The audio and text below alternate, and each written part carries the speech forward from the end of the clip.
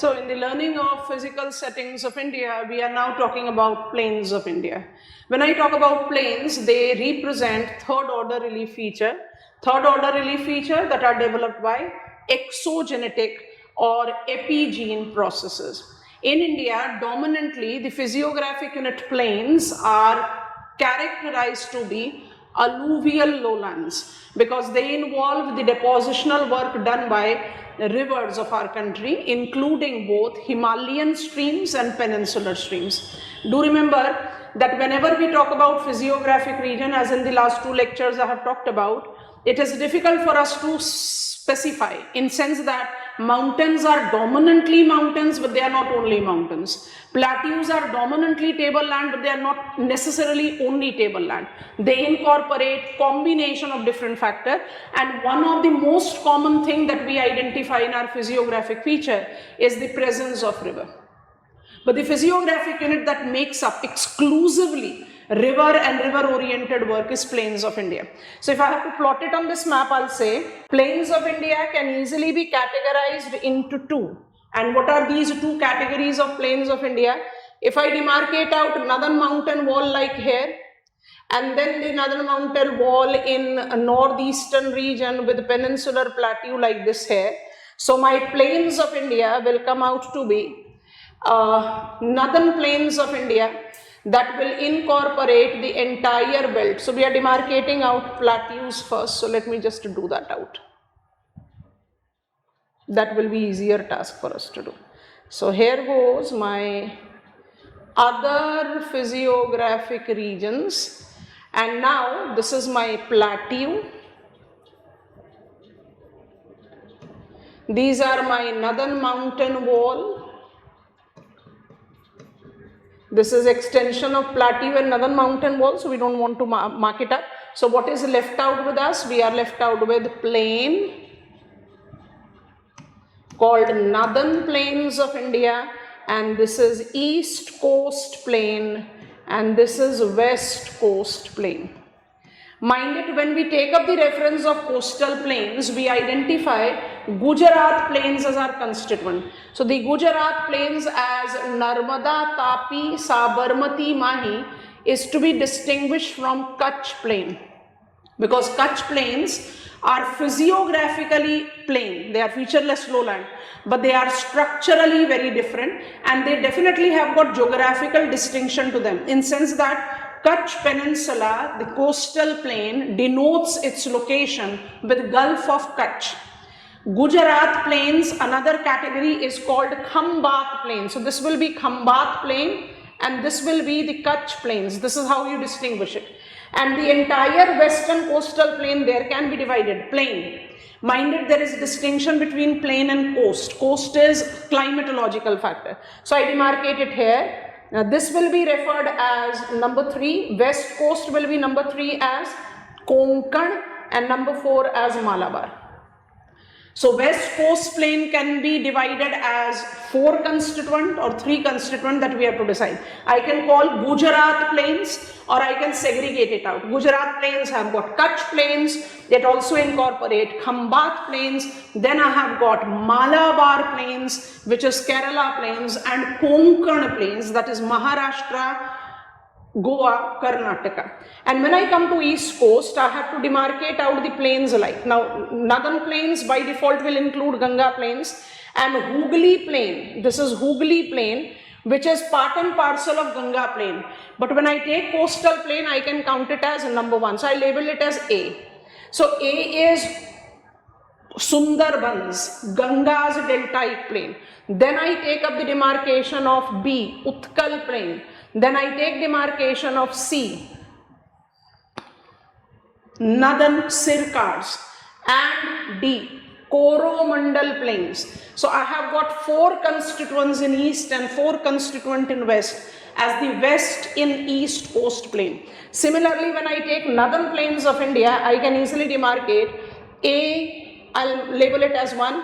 This is Great Indian Desert. This will be Satluj Yamuna plains. This is Gangetic plain, and this will be Brahmaputra plain. This is how you demarcate out the constituent. So plains include principal domain of active channels, which are the rivers that are making it. So they become the third order relief feature. So what I do is I take it onto board. How do we demarcate plains of India? So Indian plains, the third order relief features,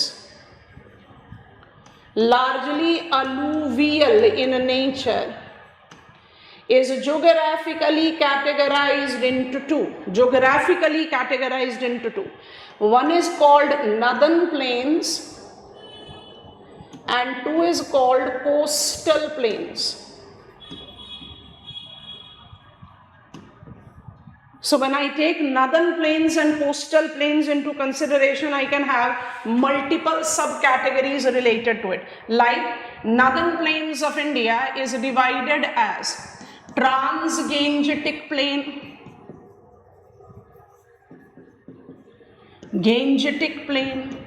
Now we are going slightly different than what I have shown you on the map, because categorization has to be more consolidated, तो answer ज़्यादा logical बनता है. And number 3 is Brahmaputra plain. अब आप थोड़ी देर ध्यान से notice करो कि हमने रिवर्स के रेफरेंस पर प्लेन्स को लिया है. यहीं पर आप सब कैटेगरीज डिवाइड कर सकते हो. अभी थोड़ी देर में डिवाइड करते हैं. कोस्टल प्लेन को आप सेफली डिवाइड कर लो दो पार्ट में, western coastal plain and eastern coastal plain. Western coastal plain और ईस्टर्न कोस्टल प्लेन आपके प्रिंसिपल कैटेगरीज हो गए. अब आप सब कैटेगरीज की बात कर रहे हो तो उनको ले लेते हैं. ट्रांसगेंजेटिक प्लेन में आप लीजिए मरुस्थली, आप लीजिए बागर और आप लीजिए दुआब्स. गेंजेटिक प्लेन को 3 में डिवाइड कर दो, upper mid and low Gangetic plain. अब इस तरह से क्या होता है, लॉजिक क्लैरिफाई होता है. लो Gangetic plain coastal plains of Hooghly बन सकता है, इसलिए इसको बबल में डाल दिया, वहां जाएगा. ब्रह्मपुत्र प्लेन का कोई सब डिवाइड नहीं है. अब इन्हीं सब डिविजन्स को हम जज करने की कोशिश करेंगे. सो थोड़ा ध्यान से देखते हैं. वेस्ट कोस्ट प्लेन में पहला प्लेन ले लो गुजरात, अब मैप को इंप्लाई करो. दूसरा प्लेन ले लो कोंकण और तीसरा प्लेन ले लो मालाबार. अब ईस्ट में भी क्या करेंगे, ईस्ट में भी हम क्या कर रहे हैं, लो गेंजेटिक प्लेन है, सुंदरबंस को हम ऑलरेडी ले चुके. तो मेरे पास कौन कौन से बच गए, पहले लो उत्कल प्लेन्स, क्योंकि उत्कल प्लेन्स आपका उड़ीसा में आया. फिर ले लीजिए नदन सिरकार्ड्स जो आपको ले जा रहा है आंध्र प्रदेश में. और फाइनली ले लो कोरोमंडल. कोरोमंडल प्लेन्स आपको लेकर जा रहा है तमिलनाडु. तो जब आप इस तरह की कैटेगरीज रेडी कर लेंगे, then things becomes easier for you to manage. तो सारे के सारे plains essentially, not totally, dominantly makes example of alluvial lowlands and third order relief feature. पर यहाँ पर स्ट्रक्चरल डोमेन भी है, यहाँ पर कुछ अदर फिजियोग्राफिक एजेंट्स भी हैं, उनको हमें कंस्ट्रक्ट आउट करना पड़ता है. अब इस कंस्ट्रक्शन के लिए सबसे पहले क्या पिकअप करते हैं, कोस्टल प्लेन से शुरुआत करते हैं. जब आप कोस्टल प्लेन की बात करते हो तो combining both the things, coastal planes जो कि कोस्ट और घाट्स के बीच में है, अलूवियल लोलैंड्स है, थर्ड ऑर्डर रिलीफ फीचर, उसमें कोई चेंज नहीं कर रहे, बट कोस्टल प्लेन्स के साथ आप नेचर ऑफ शोरलाइन जरूर लेते हैं. और जब आप नेचर ऑफ शोरलाइन लेते हैं तो you take into account two principal categories. Nature of shoreline किस तरीके का होता है, दो होता है. कौन कौन से होते हैं, एक को बोलते हैं एडवांसिंग शोरलाइन और एक को बोलते हैं रिट्रीटिंग शोरलाइन. ठीक है, जो एडवांसिंग शोरलाइन है that denotes gain of land. तो आप सोच कर देखो कि गेन ऑफ लैंड मुझे मल्टीपल फैक्टर से मिल जाता है, उसी में यहां पर लिख देते हैं लॉस ऑफ लैंड. तो थोड़ी देर के लिए सोच कर देखते हैं. एडवांसिंग शोरलाइन का मतलब है गेन ऑफ लैंड और रिट्रीटिंग शोरलाइन का मतलब है लॉस ऑफ लैंड. तो गेन ऑफ लैंड कब होगा, गेन ऑफ लैंड हो सकता है आइडियली, होने को तो बहुत सारे रीजंस हैं, बट अगर हम एक आइडियल कंडीशंस लें तो टेक्टोनिक रीजन हो सकता है, क्लाइमेटिक रीजन हो सकता है, डेपोजिशनल रीजन हो सकता है और आइसोस्टेटिक रीजन हो सकता है। तो प्रिंसिपल कैटेगरी तो 4 ही हो गए। तो ये चारों कैटेगरीज को अगर आप अप्लाई कर दो रिट्रीटिंग और एडवांसिंग मानसून के साथ, तो कैसे डिनोट करेंगे, ध्यान से नोटिस करना कि एडवांसिंग या रिट्रीटिंग शोरलाइन के लिए मेरे पास कॉजेज होते हैं टेक्टोनिक, मेरे पास कॉज होता है यूस्टैटिक, मेरे पास कॉज होता है एपीजीन, और मेरे पास ये भी कॉज हो सकता है जिसको हम कहते हैं आइसोस्टेटिक। ठीक है, अब इसको नोटिस करते हैं कि अप्लाई कैसे करें। तो गेन ऑफ लैंड जब चाहिए तो टेक्टोनिक क्या होगा, राइज ऑफ कॉन्टिनेंट क्रस्ट, यहां क्या हो जाएगा, सब्सिडेंस ऑफ कॉन्टिनेंट क्रस्ट। समझ में आ रहा है, आसान हो गया ना।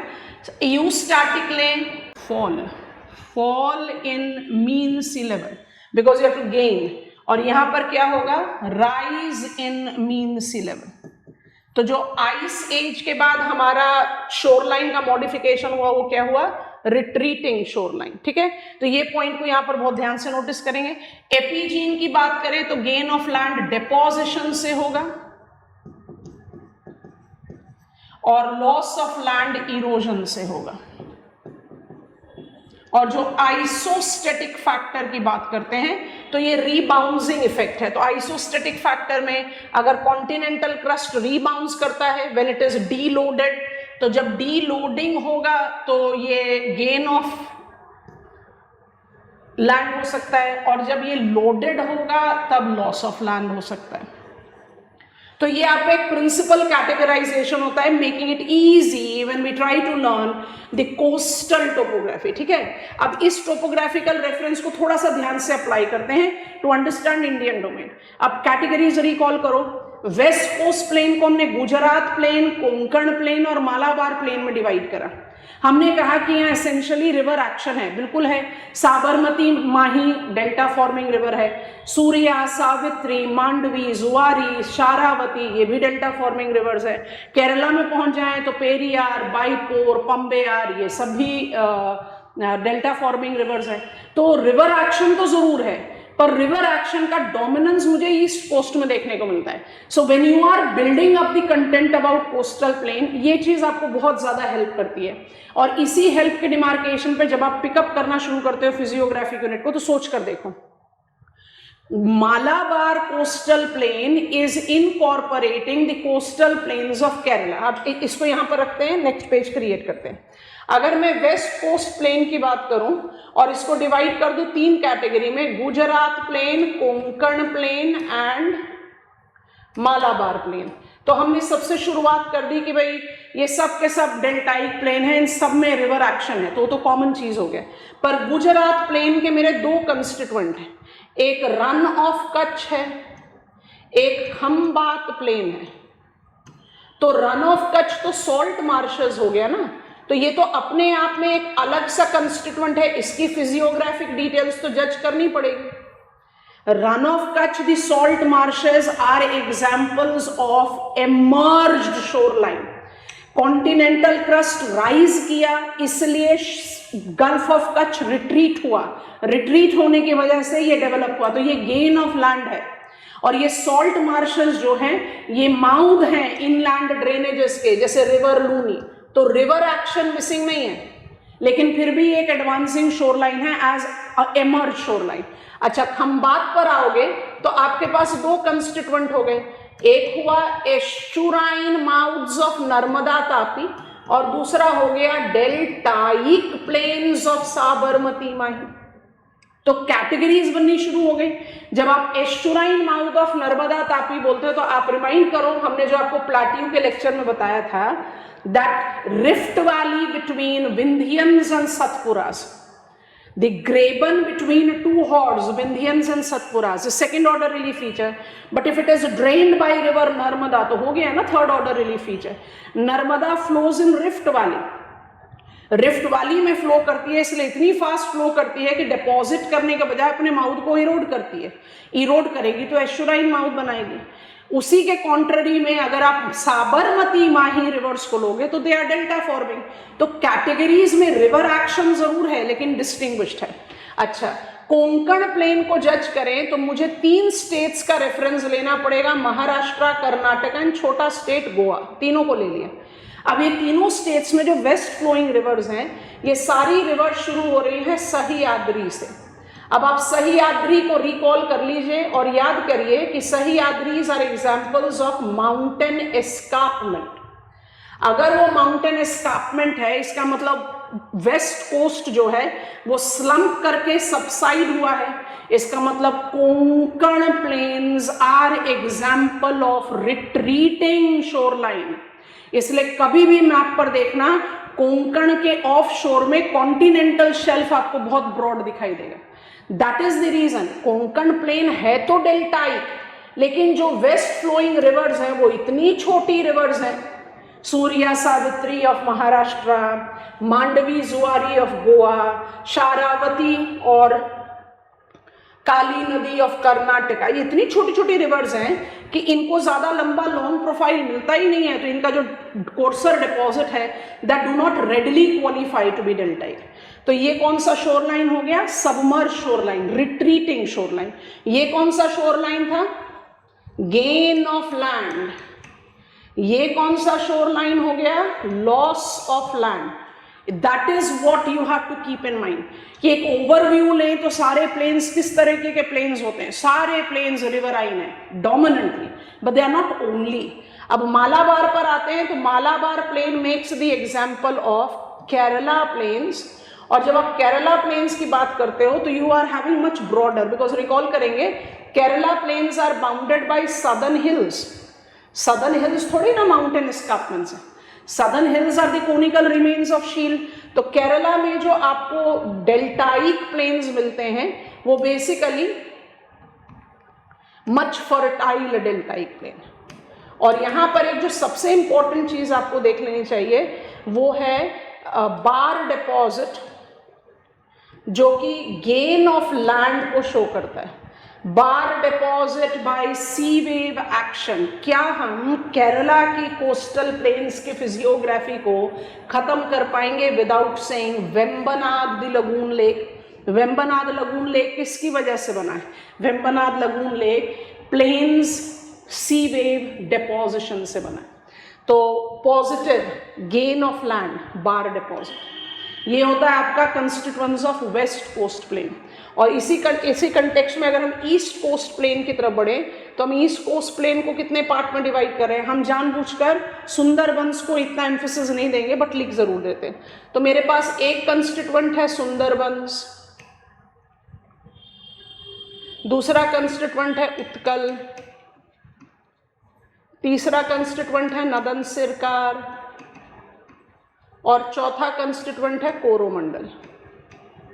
अब थोड़ा सा ध्यान से देखना इसको कैसे डिस्टिंग्विश करना है। ये सब के सब, सारे के सारे east coast plain positive gain of land के केस हैं विद डिपोजिशन। मतलब ये आप कॉमन डाल दीजिए। When I talk about East Coast Plain, every constituent of East Coast Plain is example of gain of land by deposition. Sundarbans में आपके पास cuspate delta of Padma Jamuna है। जब आप उत्कल प्लेन्स में आते हो तो आपके पास ब्रह्मणी महानदी का एडवांसिंग शोरलाइन है। जब आप नदन सिरकार्स में आ रहे हो तो आपके पास गोदावरी, कृष्णा, पेनेरू रिवर का है। और जब आप कोरोमंडल प्लेन्स ऑफ तमिलनाडु में पहुंच रहे हो तो आपके पास कावेरी का है, वायगाई का है। तो we have got that deposition, ठीक है।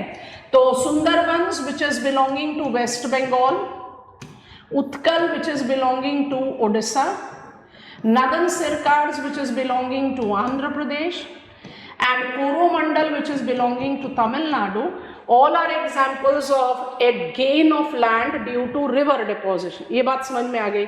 बट क्या हमारे लिए कॉमन, हम ईस्ट कोस्ट प्लेन को तो हमेशा ही जज करते हैं ना as excellent example of deltaic plain, बिल्कुल परफेक्ट। पर क्या ये कंप्लीट हो गया? नहीं, कंप्लीट नहीं होता। इसको कंप्लीट कैसे करें जरा ध्यान से देखना। ये दोनों कंस्टिट्यूएंट जो हैं ये टेक्टोनिकली एमर्ज्ड केसेस हैं। मतलब they have got emergence tectonically that has led to narrowing down of continental shelf and broadening up of the plain. इसलिए जब आप बात करते हो constituents like northern Circars and Utkal, आप बात करते हो dual impact of advancing shoreline. इसलिए ईस्ट कोस्ट प्लेन आपको ज्यादा ब्रॉड दिखाई देता है और कॉन्टिनेंटल शेल्फ बहुत नैरो दिखाई देते हैं। इसलिए ईस्ट कोस्ट में you don't have natural harbours that commonly as I see in west coast, artificial harbours dominate करते हैं। समझ में आ रहा है? तो यहां पर आपके पास ये फैक्टर है, कोरोमंडल और सुंदरबंस को आप टेक्टोनिकली स्टेबल कैटेगरी में ले सकते हैं। However, they all are advancing depositional shoreline.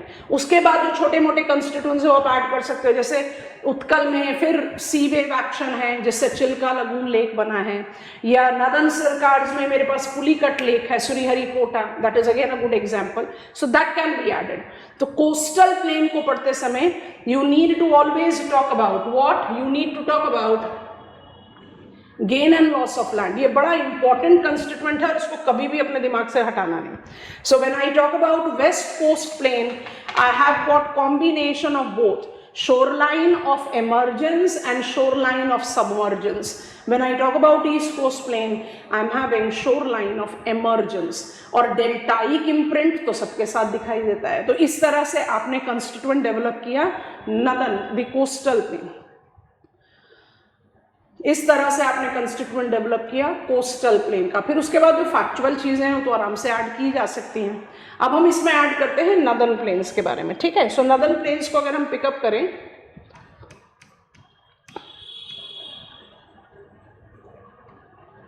तो इसमें सबसे आसान प्लेन है Brahmaputra plane.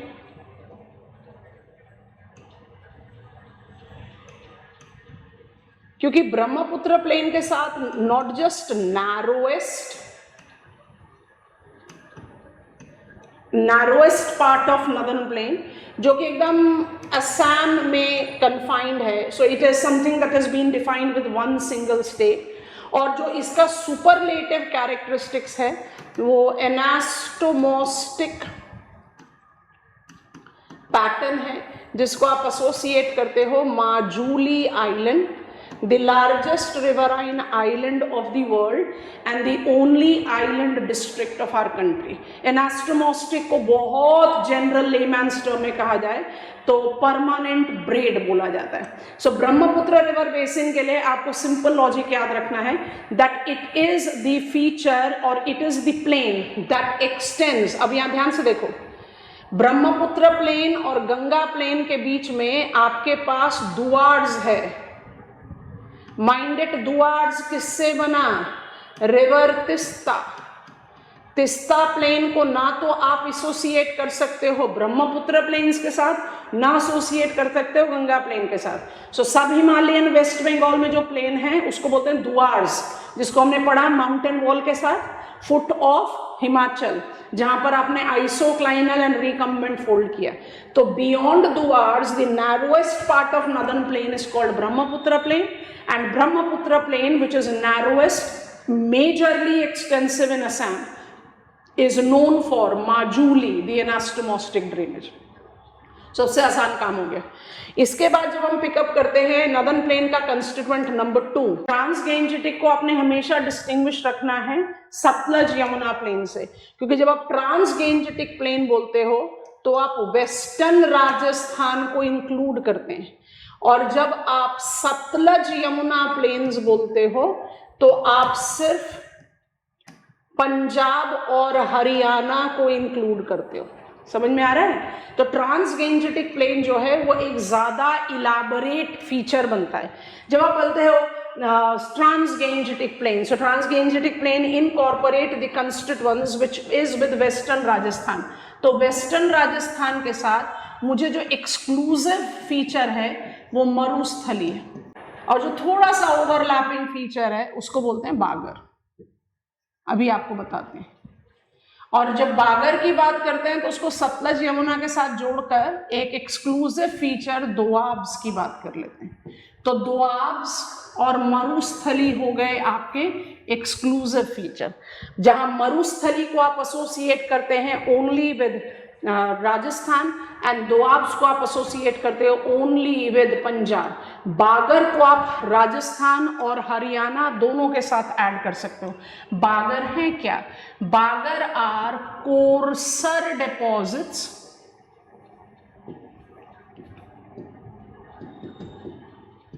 of inland drainage developed by river Luni, जिसको आप राजस्थान बागर बोलते हैं, एंड रिवर घग्गर, जिसको आप भिवानी बागर बोलते हैं। भिवानी बागर आपको ले गया हरियाणा में, और लूनी रिवर जो राजस्थान बागर है वो राजस्थान में ही रहेगा। अच्छा, अब जब मरुस्थली की बात करते हैं तो आप राजस्थान एक्सक्लूसिव है, जहां पर आप धरियांस, धारोज और धंड्स जैसे फीचर्स की बात करते हो। कई बार बता चुके हैं आपको इसके बारे में। When I'm not into Hindi speaking belt, I'm not comfortable with Hindi, such terms becomes difficult for me to retain. But because these terms are mentioned in NCERT, it's advisable that you are aware of it. Marusthali stands for sandy desert.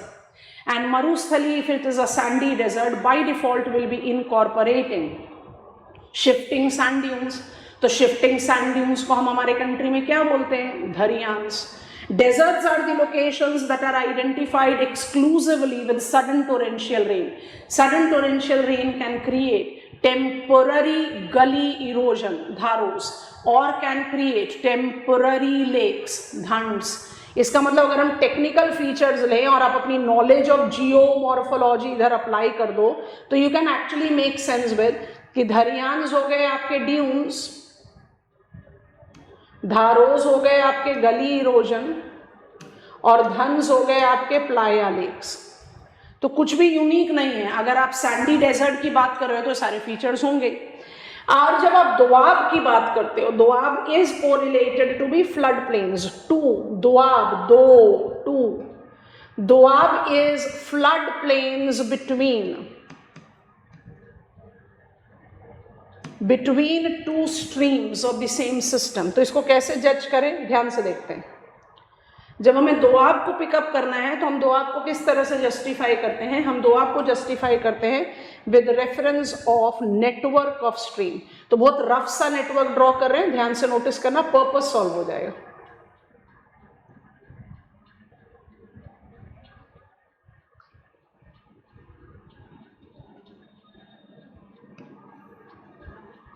Indus, Jhelum, Chenab, रबी, बियास, सतलज। अब इसमें जब आप कहते हो दोआब, तो मेरे पास कौन कौन से दोआब हैं इंडिया में? मेरे पास दो दोआब हैं। इसको बोलते हैं बिस्त दोआब और इसको बोलते हैं बारी दोआब। माइंडेड, बारी दोआब का कुछ हिस्सा पाकिस्तान में चला जाएगा, वैसे ही रेचना दोआब एंड छाछ दोआब पूरी तरह से पाकिस्तान में। समझ में आया? जब आप दोआब्स की बात करते हो तो आप एक्चुअली बात किसकी करते हो? Plain, flood plains which are developed by rivers of the same system. तो पंजाब में 3 नदियां डिसेंड करती हैं। कौन कौन सी 3 नदियां डिसेंड करती हैं? रबी, बियास, सतलज। तो 3 नदियां अगर पंजाब में डिसेंड करेंगी तो पंजाब में ऑटोमेटिकली 2 दोआब्स होंगे, जिसमें Beas river confluences with Sutlej right there in Punjab, इसलिए बिस्त दोआब हमारे पास पूरी तरीके से है। बारी दोआब का कुछ हिस्सा हमारे पास है, कुछ पाकिस्तान के पास है, और पाकिस्तान में मेरे पास छाछ और Rechna like other doabs are also there.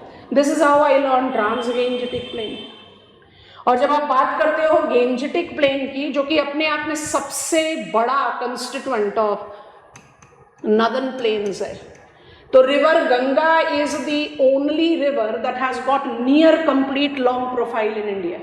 तो रिवर गंगा का जो लॉन्ग प्रोफाइल है उत्तर प्रदेश, बिहार से वेस्ट बंगाल, जिसमें उत्तर प्रदेश बिहार में तो फ्लड प्लेन ही बनाएगा, तो इसको ऐसे करके डिवाइड करते हैं। Ganga plain goes with flood plain, ठीक है, एंड डेल्टा प्लेन। तो फ्लड प्लेन मुझे कहाँ कहाँ मिलेगा? फ्लड प्लेन मुझे मिलेगा उत्तर प्रदेश में और बिहार में। ओके, जो फ्लड प्लेन है उत्तर प्रदेश और बिहार में, उसमें जो उत्तर प्रदेश का फ्लड प्लेन है वो by default will be comparatively courser, और जो बिहार का फ्लड प्लेन है वो कंपैरेटिवली फाइनर होगा। है तो फ्लड प्लेन है ना, तो इसको आप ऐसे डिमार्केट करते हैं। अच्छा, हम थोड़ी देर में इसमें वापस दोबारा आते हैं, आपको एक चीज समझाते हैं। जब टर्म हम यूज करते हैं ना अलूवियल, बहुत इंपॉर्टेंट है, ध्यान से नोटिस करना। Alluvial term is applied to denote river deposit. ठीक है, वापस जाएंगे flow chart of Ganga river. Alluvial deposits को बोलते हैं रिवर डिपॉजिट। जब भी हम टर्म यूज करें अलूवियल माने रिवराइन डिपॉजिट। अलूवियल डिपॉजिट के दो कंस्टिट्यूएंट होते हैं, एक को बोलते हैं अलूवियल कोन्स और दूसरे को बोलते हैं अलूवियल सॉइल। तो ऑटोमेटिकली हो गया कि कोन्स जो है वो बड़े टेक्सचर के हैं, कोर्सर टेक्सचर के।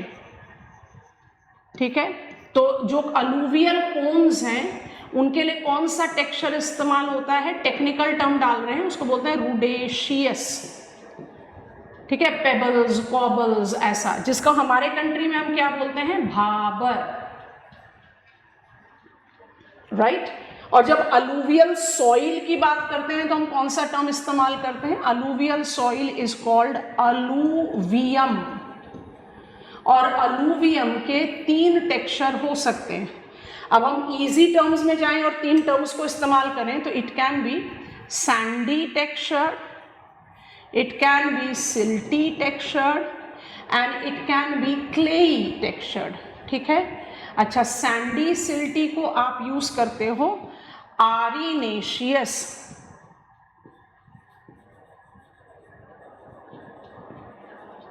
और क्ले को आप अप्लाई करते हो आर्जिलेशियस। और यहीं पर ही ऐड कर लो कि जब आप आरिनेशियस के बारे में बात करते हैं you talk about flood plain.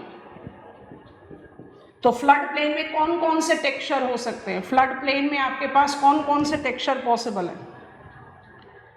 Flood planes can include either Sandy और सिल्टी। तो जो उत्तर प्रदेश का प्लेन है वो कैसा होगा? सैंडी होना चाहिए ना। बिहार के प्लेन में उसमें ज्यादा पट्रीशनल इफेक्ट आ जाएगा। और जो क्लेई टेक्सचर है उसको आप किसके साथ डाल दोगे? Deltaic. I think it make sense. तो जो टर्म अलूवियल इस्तेमाल करते हैं वो हम एक अम्ब्रेला टर्म के तौर पर इस्तेमाल करते हैं to denote the deposits that are there for river. अब इसी कंटेक्स्ट में जाइए, अब आप प्लेन्स ऑफ नॉर्दर्न प्लेन्स, तो उत्तर प्रदेश और बिहार का फ्लड प्लेन है, इसका मतलब कौन सा टेक्सचर मटेरियल होना चाहिए? यहाँ पर आरिनेशियस ही तो होना चाहिए। और आरिनेशियस टेक्सचर में आप उत्तर प्रदेश को कोर्सर और बिहार को कंपैरेटिवली फाइनर बोल रहे हैं। अब उत्तर प्रदेश का जो वेस्टर्न प्लेन है उसको कहते हैं रोहिलखंड, और जो ईस्टर्न प्लेन है उसको बोलते हैं अवध। दोनों के दोनों फ्लड प्लेन्स है। Like Rohilkhand is Ganga Yamuna Doab majorly and Awadh plains are Ganga Ghaghara Doab majorly. Coarser texture है, लोकेशनल वाइज डिमार्केटेड है। वहीं पर अगर आप बिहार प्लेन्स की बात कर लें तो Bihar plains are demarcated as northern.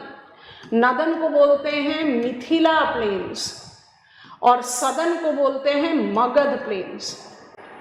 और बेसिकली यही मगध प्लेन्स हैं जहां चौर्स और कवर ताल्स मिलते हैं। और यही हमने समझाया था जब हमने आपको इंट्रोडक्टरी लेक्चर दिया था कि plains of India, specially northern plains of India, are essentially river deposited plains. But यहाँ पर कुछ फिजियोग्राफिक डेविएशंस देखने को मिल सकते हैं, और वही डेविएशन आपको मिला चौर्स और कवरताल के तौर पर। चौर्स और कवरताल हैं क्या? They are the accumulated rain water in the crystalline deposit. तो भाई अब क्रिस्टलाइन डिपॉजिट कहाँ से आ गए? ये हजारीबाग प्लेट्यू जो सिंहभूम क्रेटॉन का हिस्सा है उसका एक्सटेंशन। तो Magadh plains is different from Mithila plains. और जब डेल्टा प्लेन की बात करोगे तो अपने आप ही पहुंच जाओगे वेस्ट बंगाल में। और जैसे ही वेस्ट बंगाल में डेल्टा प्लेन की बात करी, आप कसपेट डेल्टा ऑफ सुंदरबंस की ही तो बात करेंगे। I hope it is making sense. और जो डेल्टाइक प्लेन्स है सुंदरबंस का, वहां पर आप हुगली रिवर की जो ट्रिब्यूटरी है जिसका नाम है रिवर दामोदर, वो आपको एक एडिशनल फीचर दे देता है, उसको आप ऐड कर लो, उसको बोलते हैं रार plane. Hooghly is a distributary of Ganga and Damodar is a tributary of distributary of Ganga. तो that gives me the justification कि दामोदर रिवर जो छोटा नागपुर प्लेट्यू से राइज करके हुगली से कन्वर्ज करेगा, वो ऑटोमेटिकली इतना फाइन टेक्सचर डिपॉजिट तो क्रिएट कर ही नहीं पाएगा। I think it is making sense. तो अपने दिमाग में वाला पॉइंट बहुत ध्यान से रखना। When it is northern plains of India, I have Marusthali, Bagar, doabs, Gangetic plain, Rohilkhand plain, Awadh plain, Mithila plain, Magadh plain, Rarh plain, deltaic plain, Duars, Brahmaputra plain. And when it is west coast plain, it is Run of Kutch, Khambat plain, Konkan plain, Malabar plain. And when it is east coast plain, it is Sundarbans, followed on by, चलो चलो बताओ जल्दी, शाबाश, Utkal, Nadan Sircars and Coromandel. They all make examples of third order relief feature with multiple tectonic variations. अब समझ में आ रहा है, फिजिकल सेटिंग पढ़ना मुश्किल काम नहीं है, ये मुश्किल बनाया जाता है अपने मार्केटिंग गिमिक्स के लिए कि भाई अल्टीमेटली सोच कर देखो, एक अच्छी चीज दिमाग में आ रही है, सोच कर देखो। We all are very familiar with one of the very common sweet dish in our country, barfi बोलते हैं उसको, है ना। अब बर्फी तो बर्फी है, मिल्क मेड है। अब उसमें आप कहेंगे नहीं, मेरे पास पिंक बर्फी है जिसमें मैंने गुलाब डाल दिया है, मेरे पास केसर बर्फी है जिसमें मैंने सैफरन डाल दिया है। आप इसलिए ट्राई करो क्योंकि ये अलग है, ये मिठाई के लिए सही है, आपकी प्रिपरेशन के लिए सही थोड़ी है। आप खुद से सोच कर देखें कि एक कहते हैं फाउंडेशन कोर्स, एक कहते हैं एडवांस कोर्स, एक कहते हैं 800 प्लस, एक कहते हैं 200 plus. What rubbish is this. अगर आपने अपने सिलेबस को पूरी तरह से कवर किया तो ये जो गिमिक्स चल रहे हैं ना कि फाउंडेशन है, ये एडवांस है, ये आंसर राइटिंग है, how can you prepare without creating foundation. Foundation सिर्फ बनाकर क्या करोगे अगर आपने उसके ऊपर कंटेंट बिल्डिंग नहीं किया। कंटेंट बिल्डिंग कैसे जज करोगे जब तक आपने आंसर राइटिंग नहीं किया। आप सिर्फ क्लास में बैठकर सर हिलाकर अपनी प्रिपरेशन थोड़ी तैयार कर लोगे। जो चीज आपने समझ ली उसको समझने के बाद आपको लिखना भी तो पड़ेगा, जज कैसे करोगे कहां पर खड़े हो। तो हम तो हर बार यही बोलते हैं कि मार्केटिंग गिमिक्स में मत जाइए, अपना इंटेलिजेंटली डिसाइड करिए। क्लास नहीं करना है, that is also very good call. कोई कंपलसरी नहीं है कि आप क्लास करेंगे तो ही आप पास होंगे। आप कम से कम अपने सिलेबस को स्कैन तो करो, आप कम से कम एनसीईआरटी तो पढ़ो। हमेशा याद रखना बच्चों, शॉर्टकट नहीं है किसी भी कोर्स या किसी भी अल्टीमेट ऑब्जेक्टिव के लिए शॉर्टकट नहीं होता। तो यूपीएससी के लिए कैसे होगा कि do this and you will get this, do this many booklet and you will get this. ना, नो, नहीं हो सकता। खुद तैयारी करो, बट खुद तैयारी करने से पहले सबसे पहली चीज तो एनसीईआरटी पढ़ो और उसके बाद हमारे जो हैंड रिटन नोट्स हैं उसको एक्वायर कर लो।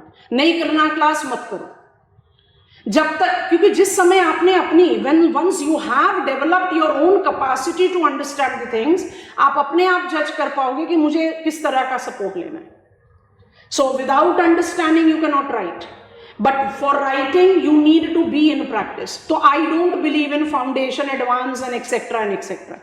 आपको बहुत ध्यान से अपना टाइम इन्वेस्ट करना चाहिए because it is very crucial and many of you are in the deciding process. हम फिर से यही बोलेंगे, जिन्होंने एडमिशन ले लिया है most welcome for this, those who are still in the dilemma should they not. तो अपने दिमाग में ध्यान रखो, कोई ज़रूरी नहीं है कि you are doing classes, but be very sure कि आपने जो अपने लिए डिसाइड किया है you are capable of doing justice too. So bye from my side, I will continue on with the next physiographic unit which is called islands of India.